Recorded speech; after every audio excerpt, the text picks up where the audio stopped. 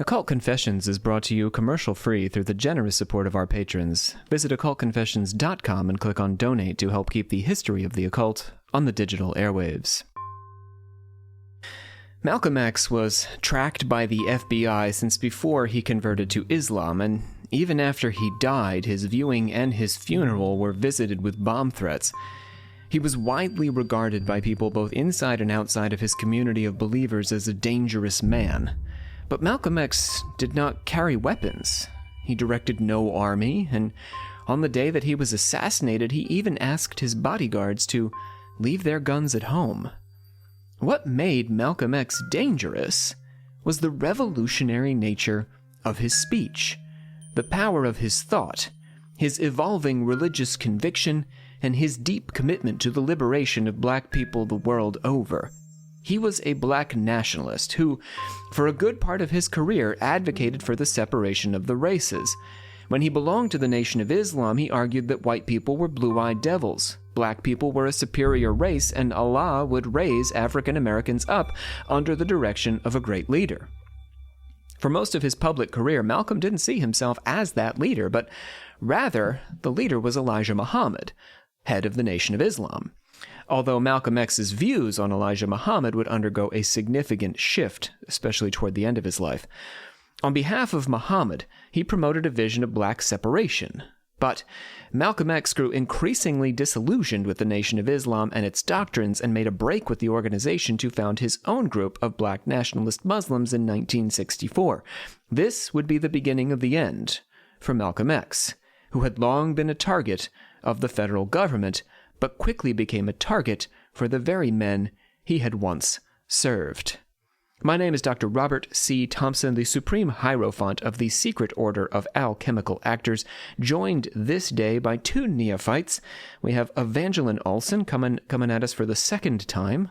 Hello. Hello. How's it going? It's going good. All right. And Malcolm X, any impressions? I'm probably going to be learning more about him. Yes, so this is new information for you. Everything that I shared. Somewhat, yes. Yeah, all right. And Malik Hopkins, welcome. Hiya, how's it going? It's going pretty good. So do you have any experience with Malcolm X? Any knowledge of Malcolm X before today? My knowledge of Malcolm X is pretty basic. Okay. That's all right. Malik and Evangeline are current students of mine, and they also both helped move me this summer from one house to another, so they have that in common. And they're going to be helping us tell what is a very complex story. All right, let's pledge it out, Boxy. Right. You want to try it, Malik, you know? Well, if you feel a little so new to moved, podcast. We, the members of the Secret Order of Alchemical Actors, do solemnly commit ourselves to a full and honest telling of the history of the occult as far as we know it. I was gonna try to listen to you and then try to join into you in the second time, but I'm not gonna remember all of that. I've listened to too many of the episodes. So I just want to say, getting into this, I am passionate about the story of Malcolm X. I think it's fascinating. I don't want to try to come at it with any particular angle. I don't want to be woke or anti-woke about Malcolm X. I just want to tell it the way I've discovered it in the sources that I've been reading. And you know, I've sort of obsessively been watching. You can watch Malcolm X clips on YouTube. It's such a fascinating story, and I think an important story about the history of America. So saddle up, friends. We're really going to get into it today. But before we do, let's open up the Order of Confessors. Evangeline, you want to try making some noises? Boop, boop, boop. All right, now Malik, you're going to have to close us up when I'm finished here. So just start thinking about that. Yeah. You look tense. Okay, it's all right. We want to welcome some new patrons. I'm actually going to split up our list of patrons so that everybody gets a moment in the sun. So we'll do half of our patrons that have added over the summer today, and half in the next episode. Dumb B, I can't say the whole name there, Dumb B, but you know what the rest of your name is. Cody C, Rogeach Zero, Thomas S, Guido, Eric the Great, and Rob R. Welcome. We want to welcome back Sam L. as well, and Ronnie. Talk about some reviews here. Mark Pete 76, having a healthy interest in the occult, says Mark Pete. The alchemical actors do a wonderful job of telling you history of the occult as far as you know it. Thank you, Mark Pete. The Supreme Hierophant students have a great project. Appreciate that. Charlotte Masgray on Podchaser says we're a perfect mix of history and humor. Jan from Cannes, and by that I mean Canada. Topics unheard anywhere else. Thank you, Jan. And Interceptor Dog from Poland. Tried many podcasts around, but nothing comes close to yours truly. I appreciate that, Interceptor Dog. All right, Malik, it's on you. What's going to happen now? Close up that order of confessors. Make a sound. Any sound. Boop, boop, boop, boop. That was nice. Yeah, it matched. It had a nice blended. Yeah, you worked. You and Evangeline are in sync. That's lovely. All right, it's time for the Nation of Islam. In order to understand Malcolm X, the story of Malcolm X, you have to understand the religious movement he helped to make a household name, and that is the Nation of Islam. The Nation of Islam in the Wilderness of North America is actually the full name of this group. It was founded by Wallace Dodd Ford, or Wallace Farard Mohammed, in 1930. So Wallace Dodd Ford would have been his name before he became a religious leader, and then he took on the name Wallace Farard Mohammed. For the next couple of decades, the nation would exist as a small sect until it gained the national spotlight in the 1950s and became the largest black nationalist organization in America as a result of the ministry of Malcolm X and the leadership of Elijah Muhammad. The movement's founder, Farard, was a silk and clothing salesman who came to the poor black neighborhoods of Detroit and preached a new Islamic message of black nationalism while he was selling textiles. Farard had been in and out of jail on various charges and often identified as white to gain advantage from his jailers, who I assume would have been harsher to him if he was black. He had a Pakistani father and a white mother from New Zealand, sort of interesting background for him, and so could reasonably identify as pretty much any race he wanted to. Although some called Farard an imposter because of his ethnicity, he identified the black races as all races who were not white. So yes, he was Pakistani, but in his mind, Pakistani meant black in the same way that an African American was black.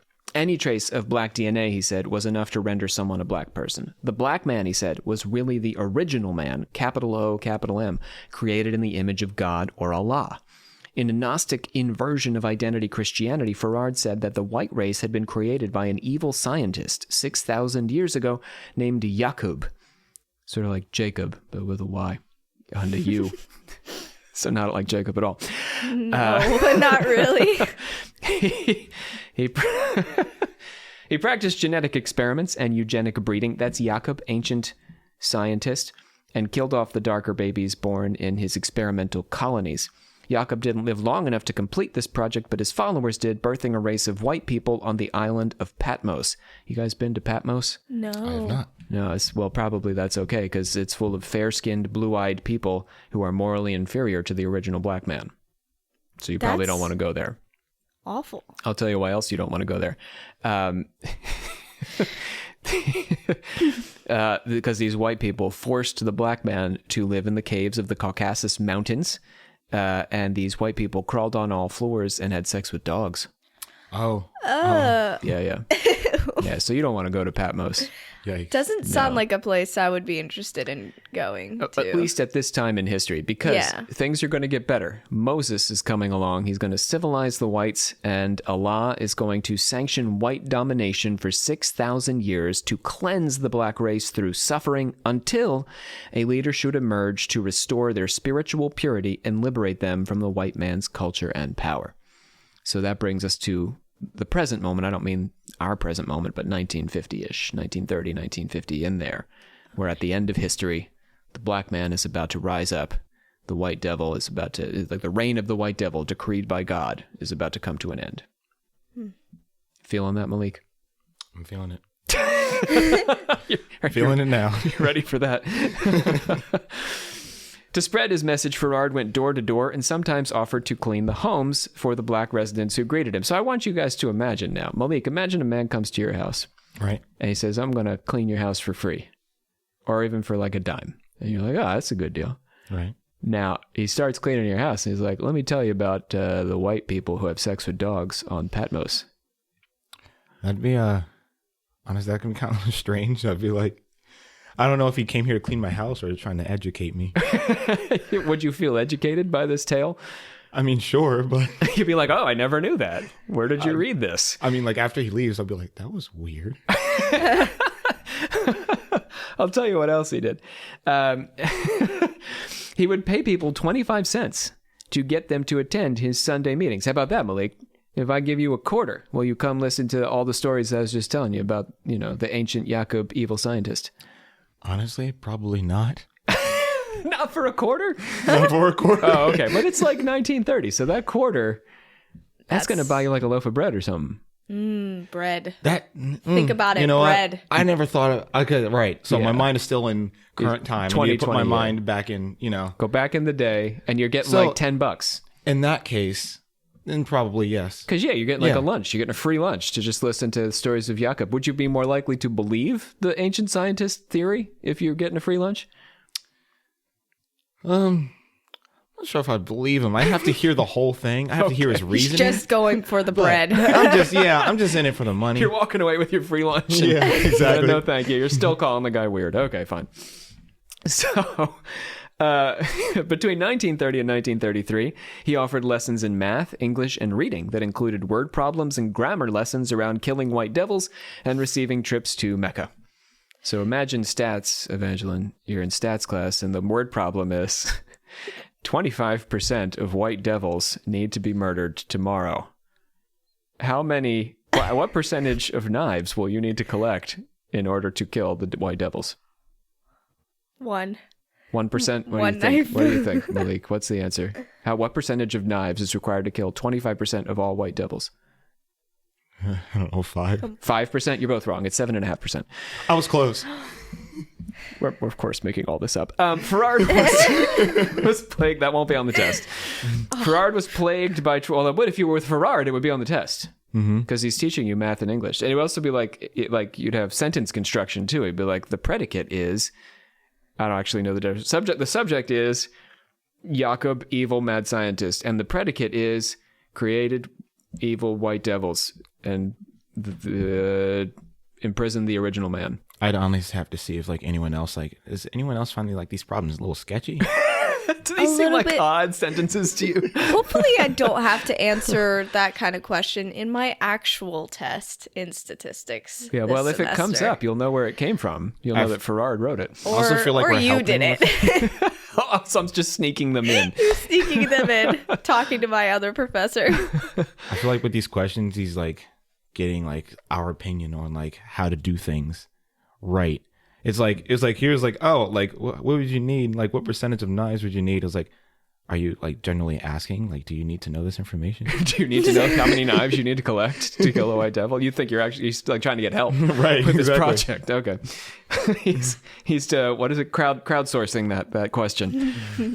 Ferrard was plagued by trouble with the law throughout his career, and in 1932 he was arrested when Robert Harris, a member of the Nation of Islam, murdered his roommate James J. Smith and claimed he was performing a human sacrifice. The justice system eventually concluded that Harris was an unbalanced individual, imagine that, and that the Nation of Islam, and Ferrard in particular, were not at fault for what he did. Someone could listen to an episode of ours and go out and kill somebody, and that wouldn't be our fault. Because we didn't intend that, and there was no reasonable way to expect it would have happened. Ferrard is not necessarily advocating human sacrifice, after all. I mean, my knife math problem aside, but I made that up. I really hope nobody listens to this and decides that they need to do a human sacrifice because of us. Well, we do have a whole episode on human sacrifice, but I would not... Bree is the one that's advocating human sacrifice. They're not me in that episode. True. That's how she became metallurgic. So in 1933, he was arrested again and sought refuge in the home of his acolyte Elijah Muhammad. In 1934, he disappeared. It was not the first time that Ferrard had fallen off the grid, but it would be the last. The Nation contends that he left for Mecca, but he also appears to have been attempting to escape trouble with the law. So if you ask the Nation of Islam, Ferrard went off to just do his pilgrimage, but he was also being pursued by the government. And I want to put the caveat in here. We're sort of picking on some of the weirdness of Nation of Islam belief, but Ferrard, whatever we want to think of these ideas, was not necessarily advocating violence, and I don't know, how do I put this? The government was more involved in cracking down on groups like this.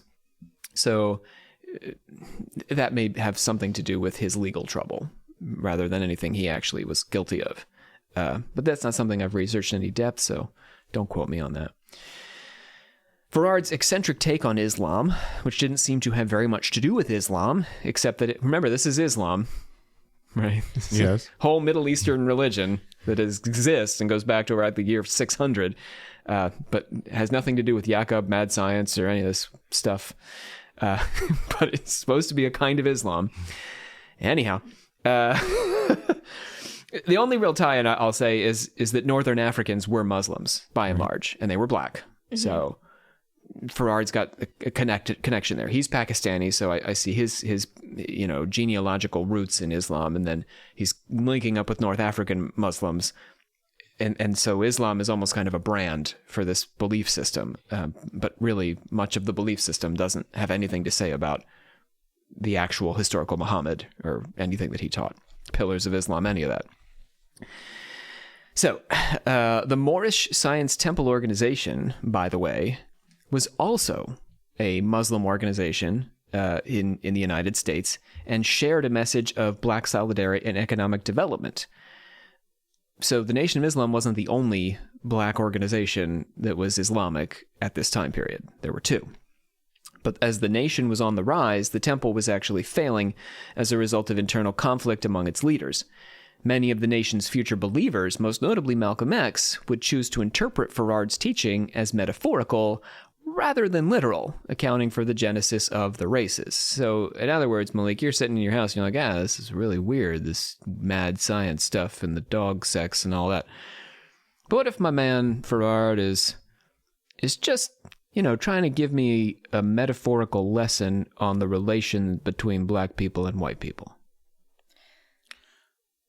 I mean, if he brings it to that conclusion, and then that's like, it'd be a little less weird, but I probably wouldn't catch on if that's where he was going. Unless he's pretty explicit about it. Yeah, unless he's like, by the way. Yeah, I mean, Malcolm X is choosing to read it this way. Mm-hmm. But it was never stated that it was written that I can't way. say never, but it doesn't feel like Farrard intended for it to be taken metaphorically. Yeah. Right. Malcolm X just made that choice. I mean, I believe that this was a similar situation with Tom Cruise and Scientology, that Tom Cruise, when it got down to the real weirdness of the aliens and all that, he was like, this is too much for me. And I believe, and don't quote me on this, but I believe he tried to back away. And then they were like, no. Uh-huh. You can, not believe this literally. Anyway, I don't know that story in full. My wife loves Tom Cruise, so I always just hear it out of the corner of my ear. The genocidal pursuits of the Nazis and quest for racial purity sought by the Knights of the KKK, the Ku Klux Klan, certainly reflected an inverted image of Farrard's infanticidal Yaqub. So let's think about that. What? Did I not need to define KKK? No, you're good. All right. And these groups would play a strange role in the history of the nation that we'll come to later. So there's actually going to be some overlap between the KKK and the neo-Nazis and the Nation of Islam. That's a little teaser. Ooh. Farrard's most important convert was Elijah Poole, who took the name Elijah Muhammad and became the central prophet of the Nation of Islam, or messenger, with a capital messenger. Elijah referred to Farrard as Master and Allah, so that's interesting. He's calling Farrard God. He was born on the 7th of October, 1897 in rural Georgia. As a child, he witnessed the death of the deacon of the church where his father preached. The man was dragged by a crew of white men out to the woods, where Elijah hid when he heard voices coming. The deacon was beaten and hung from a tree until his neck broke. I'm just going to go back to Farrard one more time. Like we are saying, yes, this is weird, but you can understand why someone would want to believe the white devil theory when we hear this story of Elijah Muhammad. Elijah Muhammad buys his story hook, line, and sinker, but he literally witnessed some evil stuff with his own two eyes. This was a formative moment. As a child, too. Yes, he's a little boy. He's a little boy hiding in the woods watching this. I mean, it's like a scene from a horror movie. Yeah, but that also affects you. Like, So, you know the term seeing is believing. So I feel like if I were to try to tell this to someone, they'd like, I'd understand if they look at me like I'm weird, but they also didn't experience what he did. Right. There you go. So your life experience may help you come to these conclusions. But, if you're a black man, Malik, and you are, but if you're a black man in 1930, in the city of Detroit, you're probably seeing some stuff. I mean, today you probably see some stuff. Am I right? Yeah. So that may be enough. I mean, maybe it's not as extreme as what Elijah Muhammad witnessed, but you might see police beating people up or, people getting in trouble just for race. And that may lead you to, sympathize with Farard, if not. So that was like almost like their religion is thinking that. Not black people in general, but those who chose to become members of the Nation of Islam. Yeah, I mean, Nation of Islam, we also have to put it in context. Like the civil rights movement is largely a Christian movement, and that's popular too. There's a lot of folks who belong to the civil rights movement, and there are black people who are in neither movement. Yeah. You know what I mean? Throughout this time period. So we don't want to think like Nation of Islam was wildly popular, but it did have a lot of converts. Back to Elijah Muhammad. He married Clara Evans in 1917 and fathered 19 children by her. God bless Clara Evans. 19. They moved to Detroit in 1923, where he met Wallace Farard Muhammad. After Farard disappeared, Elijah Muhammad replaced him as the leader of the Nation of Islam. All right, switching gears now to Malcolm X. We'll get back to Elijah Muhammad in a bit, but Malcolm X was born Malcolm Little on the 19th of May, 1925. His parents were Louise and Earl Little. His father was a carpenter and a preacher, and both his mother and father had volunteered for Marcus Garvey's United Negro Improvement Association. After they married in 1919, they signed up to establish a UNIA chapter in the Midwest. They moved to Omaha, Nebraska, but the KKK drove them off. Then they moved to Lansing, Michigan, where their home burned down in 1929.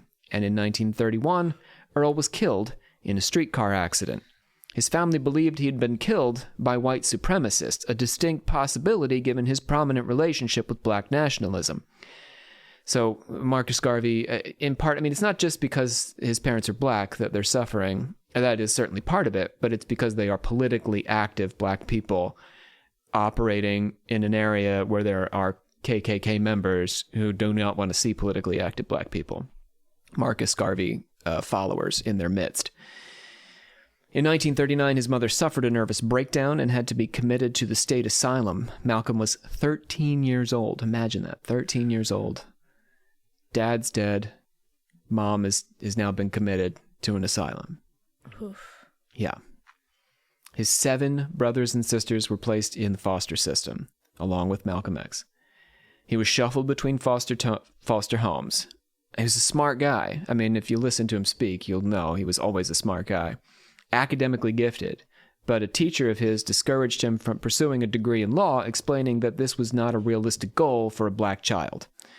He moved to Boston. Yeah, I mean, it's awful. That's awful. It's awful. It's common. I mean, when you read about this era, you just sort of like, I read that as well. Of course she did, or he did. But it's awful. It's awful. Yeah. Nothing new. You can be a lawyer, Malik. Do you want to be a lawyer? Definitely not. He moved to Boston after a visit to his half-sister Ella, and then to Harlem, where he began to get himself into some trouble. In Harlem, he was arrested for putting a soldier, who was actually an undercover detective, in touch with a prostitute. He sold marijuana, he carried a gun. Although his own account of his days of crime was lurid, it's more likely that he engaged in petty crime and nothing too serious. In 1945, he was arrested for burgling a wealthy house in Newton, outside Boston, as part of a small gang of thieves. Police discovered he was also in a relationship with a white woman on the crew, which was actually a crime in itself at that time period. Really? Yes, yeah. I believe there's a Supreme Court case. Don't quote me on that, but it took a long time to legalize interracial marriage. Jeez. It was illegal well into the 20th century, though. Did you know that, Malik? I did, but I've heard that once, like a while ago, but then it kind of just left my brain, but then you kind of just like resurfaced it. And I was like, oh yeah. Sorry. I forgot that was legal. It's Illegal. Illegal. Wow. Illegal. It's more convenient sometimes to forget the horrors of history, but yes, Yeah. yes, was illegal. So he was guilty on a couple of counts there.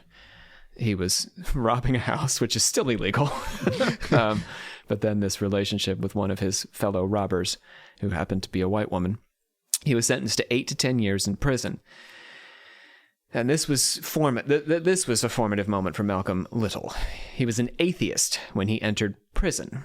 His brother Reginald wrote to him to give up pork and cigarettes and to get himself free, to free his mind, and to get free of prison, and paid Malcolm several visits during which he gradually unfolded the tenets of the Nation of Islam, namely that the devil was a white man and the white man had deceived the black man into forgetting his own self-knowledge. I mean, now here's a different way of framing this message. It's not, all this Jacob and mad science. It's that a black person, particularly at this time period, but throughout history, is being told they're inferior. And this is Reginald's message to Malcolm X. You're in jail, and this has happened to you because you've been taught you're inferior. But you're not. You're not inferior at all. In fact, says the Nation of Islam, flipping it on its head, you're superior to the white race. Malcolm X struck up a correspondence with Elijah Muhammad and joined the Nation of Islam. His sister Ella secured his transfer from the Concord Reformatory to the Norfolk prison colony, which had an extensive library, and Malcolm X endeavored to learn as much as he could about the history of the African races, slavery, and colonialism. He got his education. After getting out of prison in 1953, he began as an assistant minister to Lemuel Hassan in Detroit.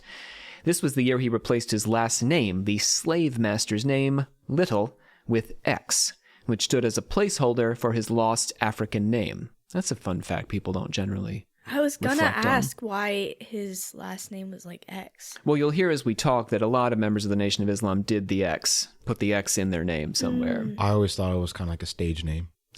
Well, I mean, it's dramatic, yeah. Yeah, that's kind of where my head was going to. I'm not going to say that the drama has nothing to do with it, but there is this underlying ideology that Little would have been the name of the slave master that was passed down to the slaves when they were freed. They became the Littles, but it was not their African name when they, came over from the continent. I mean, the same thing happened to immigrants to some extent. They had their names distorted by the people on Ellis Island.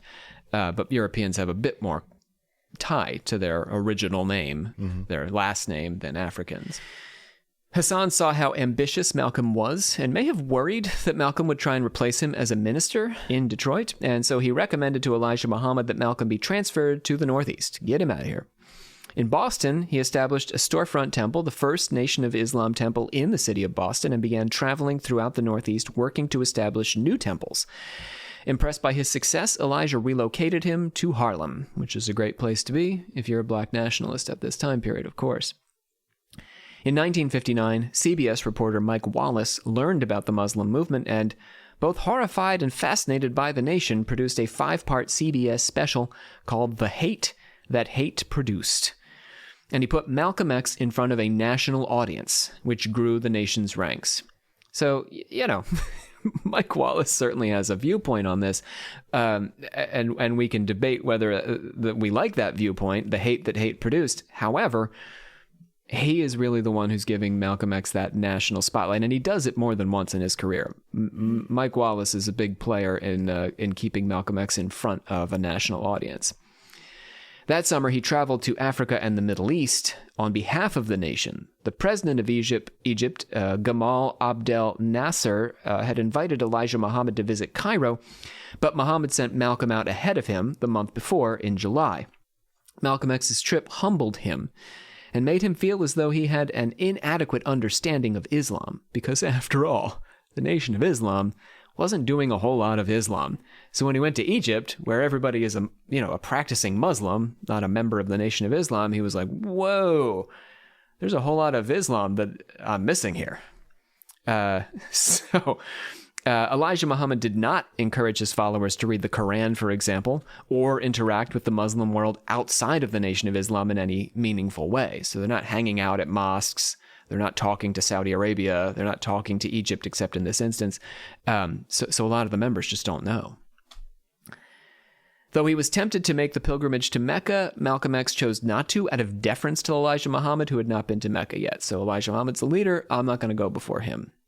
Malcolm X was perhaps the most eloquent voice for black nationalism in the U.S. He said the white race should consent to be separated from the black race or suffer the wrath of Allah. He criticized civil rights leaders for preaching love for the white man and questioned Martin Luther King Jr.'s decision to allow women and children to stand at the front of a march in Birmingham that was met by police violence. We don't often hear criticism of Martin Luther King Jr. No. Right? No. But boy, Malcolm X, he was, yeah. I remember reading about that in history class, about how they kind of feuded a little bit with each other. At first, yeah. Yeah, because didn't Malcolm X, he wanted his people to kind of reign superior, have their own nation in a way, and then Martin Luther King just wanted everybody equal. to have everybody equal. to hang out. Yeah. Little white children, little black children, everybody hanging out together. Yeah. So that was the major point of difference in their ideology. This criticism of Martin Luther King Jr.'s approach to nonviolent protest is cutting, though. That he let women and children stand at the front. I understand that there would be violence. So I don't know. Still love Martin Luther King Jr. Still love the dream. But, this is an alternative version. Right. Yeah. In contrast to King's dream, as Evangeline saying, he sought to liberate Black America, Malcolm X that is, from what he called its nightmare. Blacks would have to take action, either by force of violence, by compelling immediate political action, or by leaving the country. The threat of violence was necessary to force change, which white politicians weren't inclined to offer. His perspective is well articulated in his famous 1964 ballot or the bullet speech. All right, Malik's going to go ahead and do a bit of the ballot or the bullet speech for us now. And it is that... Yeah, that's good. That's the right tone. You got it.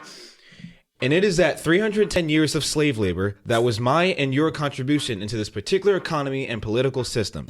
You and I should let them know now that either we collect our investment right here, right now, and then if we can't collect it here, our people will then be ready to go back home. Let's go ahead and join in with them and make these men pay these back wages. Make them give us the back pay. Our forefathers weren't the Pilgrims. We didn't land on Plymouth Rock. The rock was landed on us. Let's join in. If this is what the Negro wants, let's join him. Let's show him how to struggle. Let's show him how to fight. Let's show him how to bring a real revolution. Let's make him stop driving. If you're interested in freedom, you need some judo. You need some karate. You need all the things that will help you fight for freedom. If we don't resort to the bullet, then immediately we have to take steps to use the ballot. Equality of opportunity. If the Constitution at the present time doesn't offer it, then change it. Either it offers it or it doesn't offer it. If it offers it, good. Then give it to us. If it doesn't offer it, then change it. You don't need a debate. You don't need filibuster. You need some action. That's nice. That was good. His ideology sometimes linked up with unexpected partners. He met with Fidel Castro in Harlem in 1960, and in 1961, he was joined by George Lincoln Rockwell of the American Nazi Party at the Nation of Islam rally. Malcolm and Rockwell both wanted the same thing, albeit for different reasons, namely, the complete separation of the black race from the white race. Rockwell had been invited by Elijah Muhammad, and while Malcolm worried that this would tarnish the reputation of the black Muslims, he went along with it for Muhammad's sake. In a similar vein, he participated in a meeting with members of the KKK in Atlanta at the home of Nation Minister Jeremiah X. Although Elijah Muhammad disagreed with the Klan's perspective on pretty much everything, he agreed that the races should be separate, and both the Klan and the Nation of Islam opposed Martin Luther King Jr.'s civil rights quest for integration. Elijah Muhammad asked Malcolm and Jeremiah to propose to Klan leader W.S. Fellows that the Klan help the nation to secure a piece of land for a separate state comprised entirely of black Americans, starting with a county somewhere in the Deep South. Imagine this. KKK is sitting down with Malcolm X to figure out if they can make an all-black county that only black people are allowed to live in. Malcolm said what they wanted wasn't segregation, but separation, complete independence. The KKK's fellows wasn't on board. I feel it. But why wouldn't they be? Do they want black people around to be superior over, or is it just like? In theory, no. I mean, when you get at the heart of the KKK, in my opinion, and I'm certainly not the only one who sees it this way, it's the defense of the white woman. So in a perfect world, we don't have the black man anywhere near the white woman. Mm-hmm. That's the KKK's ultimate goal. So they don't necessarily want black people around to lord it over them. I understand what you're saying, Malik. They want them gone so that the white woman need never worry over, So why wouldn't they take his offer? That's a good question. I'm gonna guess that maybe the politics of it would involve kicking white people out of a county. You know what I'm saying? So I bet it might get something down to that. It's also giving stuff to black people. Maybe that didn't sit well with them. So they just can't be happy. Yeah, I think there's no... And I don't think that, honestly, when you read about this meeting, that Fellows was necessarily there to truly entertain this idea of giving the Nation of Islam its own county. I think he was more there to, well, for these reasons. So he proposed making the nation an auxiliary of the KKK's fight against integration and offered to give the Muslims purple robes. What? Yeah, think about that. There would have been black men in the KKK wearing purple robes. What? The KKK invited them to do this. What for? So they are. What? They asked if they could give the KKK, if Malcolm X would give the KKK, or the Nation of Islam, that is, the location and schedule, this is more to the point, of Martin Luther King Jr. So they're trying to assassinate Martin Luther King Jr. here. And they think the nation can help them. That's awful. Frightening, yeah. The purple robes are kind of like ridiculous. Yeah. There's that movie about the black guy who joins the Black Klansman. Yeah. So, but this was real. That KKK actually, they didn't, I mean, that was an infiltrator, but yeah, they wanted to actually invite the Nation of Islam to don a purple robe. But Malik, now, what color would you choose? Yeah, Malik, what if color? You're at this meeting, oh my God. And Malcolm X turns to you and he says, well, all right, I'm probably not going to do this, Malik, but if we had to join, what do you think about purple? I think I'd rather just put on the white sheet. Oh, boy, that would really piss him off. So, oh, yeah. You would be kind of fighting against him, so, Yeah. So naturally, Malcolm X was not on board with facilitating the assassination of Martin Luther King Jr., and it's likely that in this exchange, the absurdity of the undertaking finally sunk in. Now, I'm just guessing about Malcolm X's state of mind and his emotional state in this meeting, but it seems to me that this is a turning point for him. He told Fellows that they would not help the Klan hunt one of their own people. Even if he disagreed with Martin Luther King, he's not going to facilitate that assassination. This meeting may have been, in my opinion, the start of Malcolm's change of heart about the civil rights movement and also the Nation of Islam. Again, the civil rights movement, as Evangeline said, separate from Nation of Islam and black separatism, black nationalism. Those mean two different things. They're happening at the same time, but Malcolm X doesn't consider himself a part of the civil rights movement. He's part of black nationalism. But black nationalism seems to have gotten pretty weird. If we're sitting around talking about the color of our robes, should we join the KKK? You see what I mean? Yeah. He's sitting there saying, in my opinion, Malcolm X has got to be sitting there saying, what has happened? What am I doing here? What the hell is going on? I feel like I would, if I was a part of that, I would be like, sorry, what? We're having a weird day here, guys. We're all having a weird day. Anyone else having a weird day? A little odd, yeah. After having served the nation faithfully from 1957 to 1963, Malcolm X was suspended for 90 days from his position after John F. Kennedy was assassinated. Elijah Muhammad had requested that no one speak on the president's death, but in a question and answer session following one of his speeches, Malcolm X was asked about the president's death, and he said it was a case of, I'm quoting here, the chickens coming home to roost. Because Kennedy had sponsored assassination attempts in other countries and spread global violence by other means.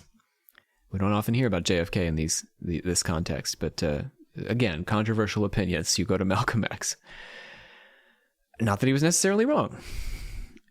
Muhammad was careful to never criticize the government, but Malcolm had made a regular habit of attacking politicians going back to Eisenhower, who, by the way, he called a hypocritical friend to the so-called Negro. Malcolm X believed he'd been suspended not because of his Kennedy comments, but because Elijah Muhammad was jealous of his popularity. Malcolm publicly announced that the nation was responsible for beating and killing members they considered to have stepped out of line, and formally stepped down from his involvement with the nation in March 1964. When he made these comments, he was careful not to mention Elijah Muhammad specifically because he didn't want to upset people's faith in him and unsettle their devotion to Islam. So he believed the underlying belief system was good, and that black people joining Islam was good for them. And he believed that since Elijah Muhammad was the leader, he should leave Elijah Muhammad out of his initial break with the church, with the organization, with the mosque, as it were.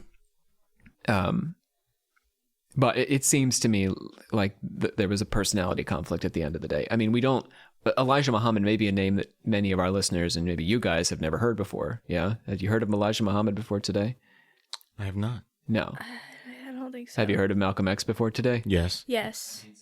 Malcolm X had far eclipsed Elijah Muhammad in popularity, and yet Elijah Muhammad was the leader of the Nation of Islam, not Malcolm X. In fact, many people think about Malcolm X, even today, they misremember him or misunderstand him as the leader. He was just a spokesperson. Not just, but yeah. Anyway. So remember I said he was trying to save Elijah Muhammad, keep him separate, but that didn't last long. His commitment to preserving Elijah Muhammad's good name for the faithful didn't last. Later, he told a story about unmarried teenage secretaries working for the nation. 2 of these secretaries had become pregnant, and per the nation's prohibition against extramarital sex, they were isolated and humiliated for their transgression. Then 4 more teenage secretaries became pregnant, and Wallace Muhammad, Elijah Muhammad's own son, confided in Malcolm that the father of all of these children was Elijah Muhammad. Yeah. Oh. So the leader is having sex with the secretaries and then scorning them when they become pregnant for being whores. That's awful. Yeah. Malik needs to reflect on this for a minute. Yeah. So he's like blaming them for getting pregnant with him. With him. Yeah. And they're underage. Right? Teenagers. I said teenage. I don't know if they're underage or teenage. They could be 18, 19 years old. 19. But like, did he know it's his fault, or is he just looking for someone to blame? He knew. He just didn't care. Well, what's apparently. The point of what? Why would he do that? Like, what's the point of getting them pregnant and then blaming it on, like? I don't know if he was intentionally getting them pregnant. He was intentionally having sex with them because he wanted to. Oh, just because he wanted to. And then the pregnancies happened, and then he had to say something with these pregnant secretaries. He couldn't just let them off the hook and be like, no, it's cool that you're not married and pregnant, even though he was the one who had caused it. That's awful. Oh, so he was just trying to make it look like it wasn't his fault in front of other people. Yep. He was trying to put up a good face. Yeah. Okay. Oh, jeez. Okay, I see. A facade. Wallace Muhammad had concluded that his father was not a prophet. Let me say that again. Wallace Muhammad had not concluded that his own father was not the prophet he claimed to be. And Wallace Muhammad, son of Elijah Muhammad, was excommunicated from his father's own organization 5 times. Oh, snap. Let him back in, kick him out again. Let him back in, kick him out again. It was Wallace who replaced his father when Elijah died, though, in 1975. So, Wallace won in the end. He rejected the deification of Farad, moved the nation to embrace the 5 pillars of Islam, and chose to accept white members. Whoa. His leadership splintered the Nation of Islam, though, and precipitated the rise of a leader who would claim greater national attention, namely Louis Farrakhan, but that's a story for another day. Back to Malcolm X. Malcolm X started a new religious organization, Muslim Mosque Incorporated. This new organization would focus on the politics of black nationalism and the religion of Islam. In April 1964, he flew back to Cairo under the assumed name of Malik El-Shabazz. Interesting. Yeah, you got a link there. Albeit you don't go by El-Shabazz. I don't. But you can start thinking about it. The Hajj committee in Jeddah recognized Malcolm X as a true Muslim, and the head of the committee told him that he hoped Malcolm would become a great preacher of Islam in America. he joined the pilgrimage where he was impressed that people from every race were present. White people, black people, Middle Eastern people, Asian people.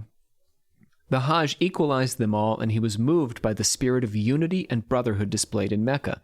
And he began to wonder if perhaps some white Americans could be cured of their racism through conversion to Islam. In an interview with Mike Wallace after his pilgrimage, here's Mike Wallace again, always interviewing Malcolm X. He walked back his views on black separatism. He said that when he'd expressed ideas about separating the races, he'd been speaking in his capacity as a spokesman for Elijah Muhammad, but he had not solidified his own views on the matter. Speaking as himself, he saw a path forward for the races to coexist. He was working his way toward the civil rights mainstream, but this does not mean he was departing from his lifelong project to improve the lives of American black people by any means necessary. And you can watch these interviews, many of them on YouTube if you want. Google Malcolm X, search Malcolm X and Mike Wallace. After his pilgrimage, he visited Africa, specifically Sudan, Lebanon, Nigeria, and Ghana. And he developed the idea of the African nations bringing up the poor treatment of blacks in America at the UN as a possible path forward on the enfranchisement of African Americans. So imagine this. You're at the big UN meeting, and Sudan and Lebanon stand up and they're like, you, United States, stop being so horrible to your black people. This was his idea. Yeah, it would be kind of embarrassing, right? I don't think that would be efficient. Not efficient? Probably not, no. Knowing the U.S., just be like, I don't care. I mean, the African nations were actually worried about the U.S. caring, but in a different way. So he founded the Organization of Afro-American Unity, which he housed in the same office as his Muslim Mosque Incorporated. Through Afro-American Unity, he hoped to forge bonds between Africans and black Americans, so across the globe, all black people coming together, sort of like Farard imagined originally, and for Africans to take up black Americans' cause. Although he'd been critical of civil rights leaders in Africa, he began to change his perspective. He praised Martin Luther King Jr. and said that the main difference between them was that King didn't mind getting beaten up, but Malcolm didn't like to. Back home, Malcolm joined a conference of civil rights leaders, including King's speechwriter Clarence Jones. The other leaders got behind his plan, Malcolm X that is, to internationalize the civil rights issue, but in the end, no African nation decided to petition the UN because they were fearful of reprisals from the U.S. government. They were basically worried that they wouldn't get some funding or, that kind of stuff, that the U.S. would withdraw funding, would not support them in their particular projects.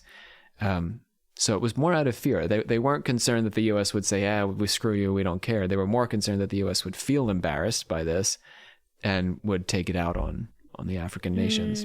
Yeah. That does make sense. In 1964, Malcolm said, "You'll find that very few people who think like I think live long enough to get old. A black man should give his life to be free, and he should also be willing to take the life of those who want to take his. When you really think like that, you don't live long." On Valentine's Day, 14th of February 1965, Malcolm X's Harlem home was attacked with several Molotov cocktails and burned to the ground.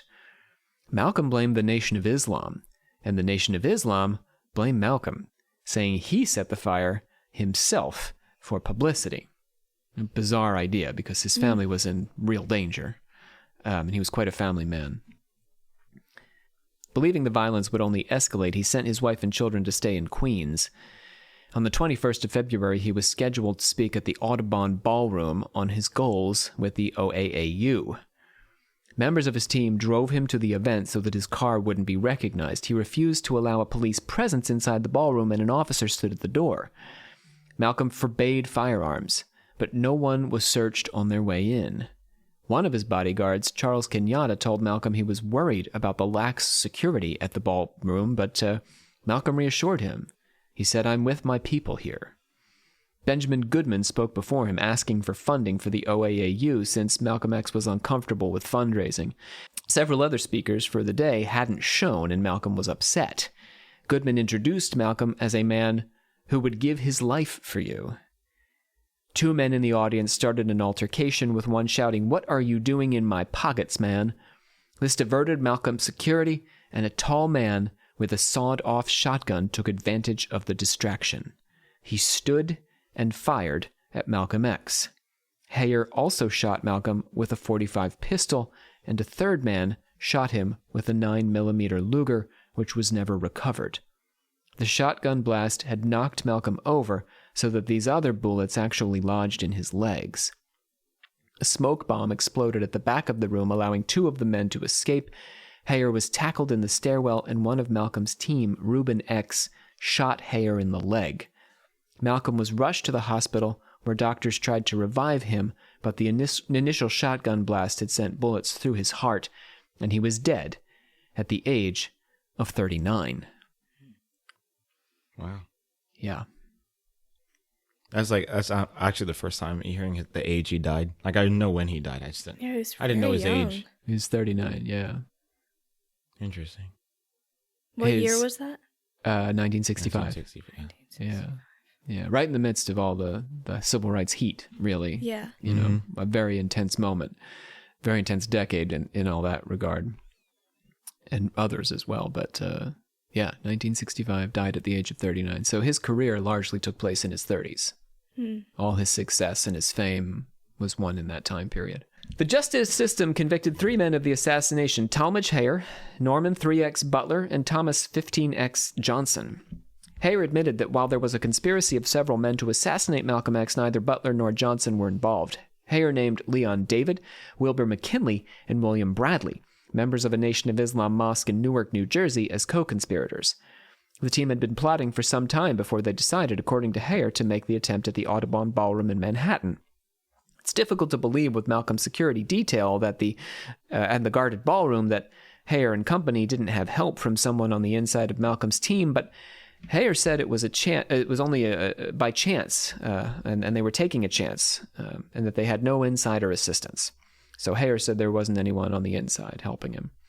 They bought tickets to and attended a dance the night before to scout out the location. Imagine that. All the teenagers getting together for the sock hop in 1965, and here come these assassins. Yikes. Jeez. They were associated with a group called the Fruit of Islam, a paramilitary unit who provided security for the Nation of Islam. Heyer was approached in 1964 and asked how he felt about Malcolm X. When he expressed his anger toward Malcolm over his dispute with Elijah Muhammad, he was immediately recruited to become an assassin. Butler and Johnson were both members of the Fruit of Islam, but apparently not involved in the shooting of Malcolm X, even though they were convicted. They had both been suspects in the shooting of a Nation of Islam defector named Benjamin Brown. This is how they got caught up in the Malcolm X scenario, and they spent a long time in prison for this, by the way. Butler was arrested for the shooting, and his legs were badly injured during his arrest, which made it even less likely he could have participated in the assassination of Malcolm X. So one of these guys, who was convicted for killing Malcolm X, wasn't even in good shape to run away, which they obviously had to have, because only Heyer was caught. Elijah Muhammad denied any involvement on his part or the part of the NOI and claimed no knowledge of Heyer. I don't know this man. Distrusting the police, many of Malcolm's supporters refused to participate in the investigation. So that added to some of the problems. Because, if we're thinking about black nationalism, if we're thinking about Black Panthers, the distrust of the police is fundamental to these movements. So Malcolm X's followers, the police come in and want to investigate this, and they say, we're not talking to you. Right. Yeah, you lie and you cheat and you screw us over. What are you going to do here? So it was almost impossible to correctly answer what happened here. Yeah. They screwed it up. They got the wrong people ultimately for the assassination, with the exception of Heyer. Suspicions of a government conspiracy actually linger around the idea that the FBI or some federal body was interested in starting a war between Malcolm's followers and the Nation of Islam in order to undermine the black nationalist movement. The FBI kept tabs on Martin Luther King Jr., we know. They were watching civil rights leaders. They were concerned about them, rabble-rousing or whatever, stirring up trouble. Many believe that Malcolm's request not to allow firearms or have people searched, and the fact that he was alone and unguarded on stage, point to an insider betrayal within Malcolm's circle, getting back to that theory. But it's worth noting that Malcolm had been on the FBI's watch list since he sent a letter to Harry Truman all the way back in 1950, protesting the start of the Korean War and telling Truman he was a communist who had hoped to volunteer for the Japanese army during World War II.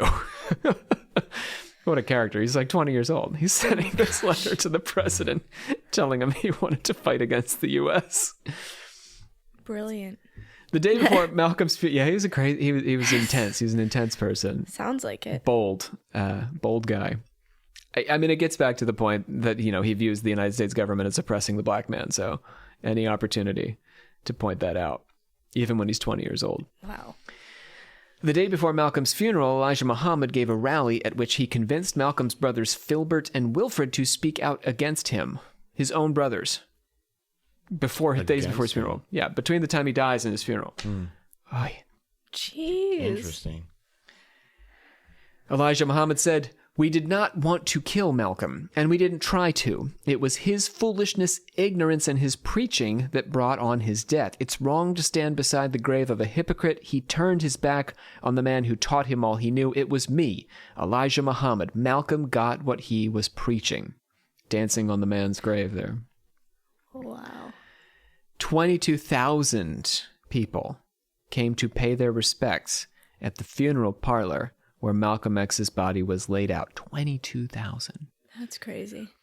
Both the funeral parlor and Faith Temple Church, where Malcolm's funeral were held, received bomb threats, and the church closed off its basement as a result.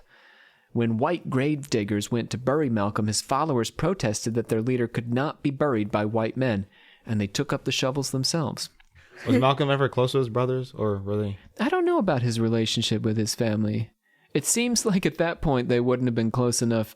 Or in his organization, yeah. It didn't seem like they were, like, in his life that much, especially because, like you said, they went through foster care, right?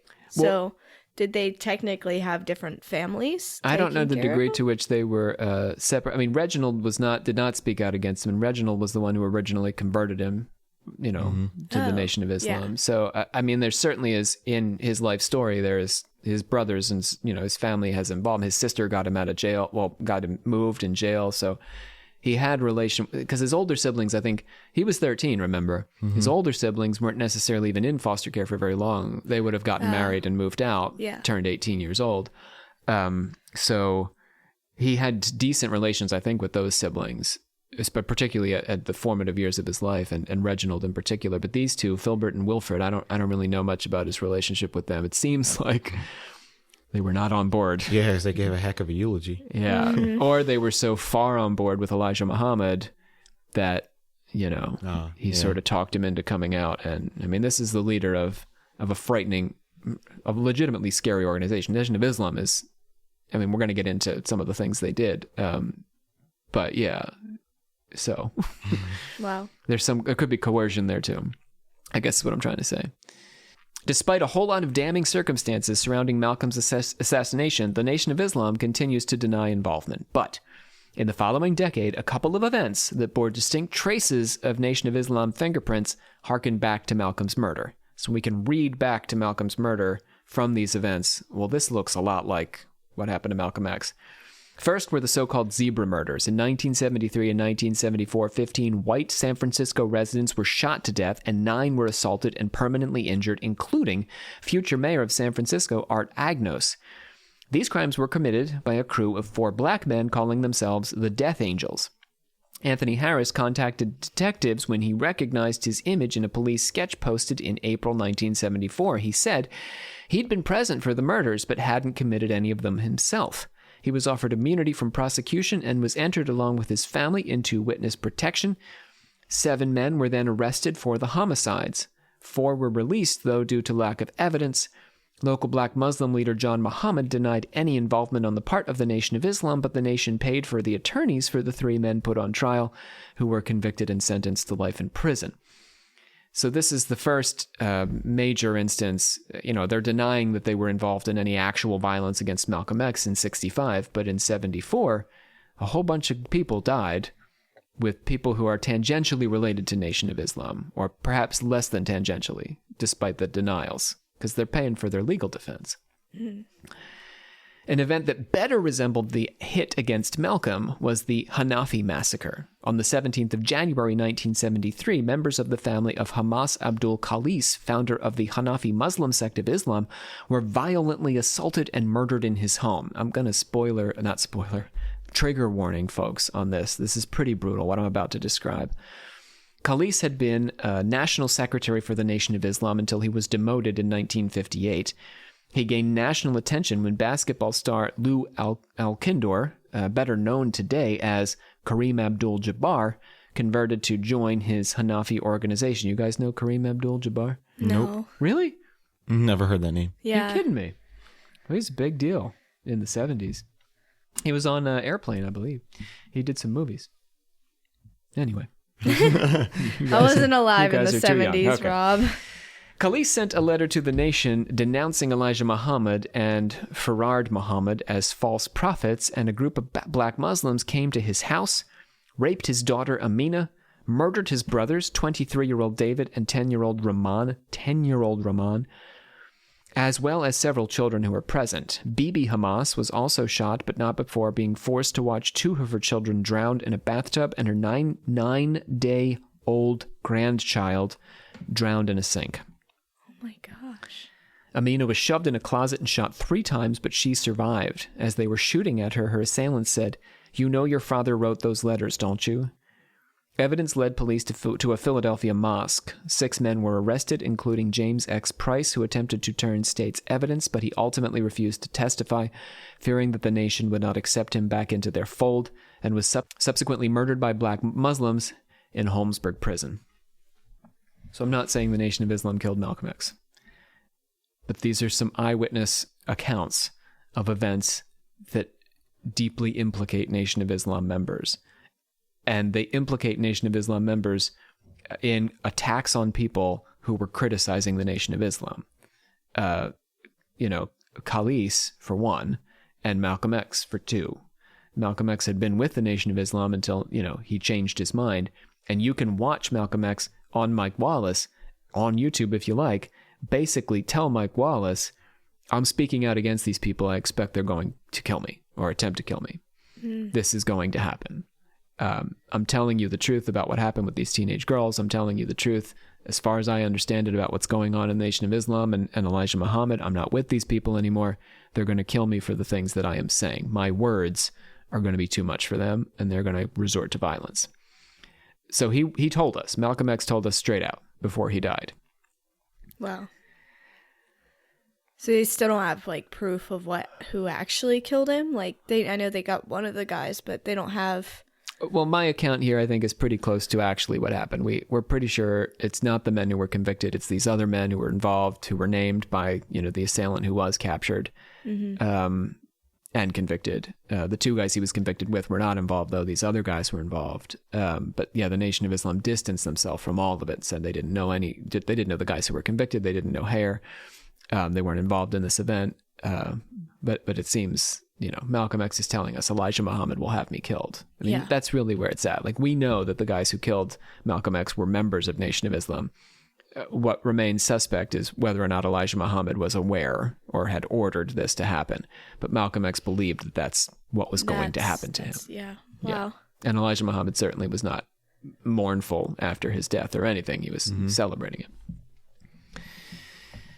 It's possible that the nation was not involved in Malcolm's assassination. The circumstances surrounding that fateful afternoon at the Audubon Ballroom, as well as subsequent events, make it difficult to accept, though, that the nation had no plan or desire to kill him.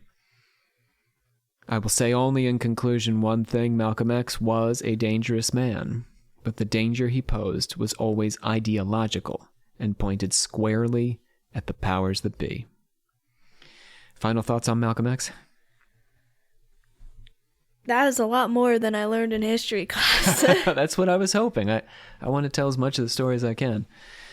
I feel like, I don't know, I wasn't because like I said at the beginning of the episode, my knowledge of Malcolm X is pretty basic. I just know what he was trying to do and that he got assassinated, but I never really viewed him as I guess I never really knew he was trying to get black people above white people.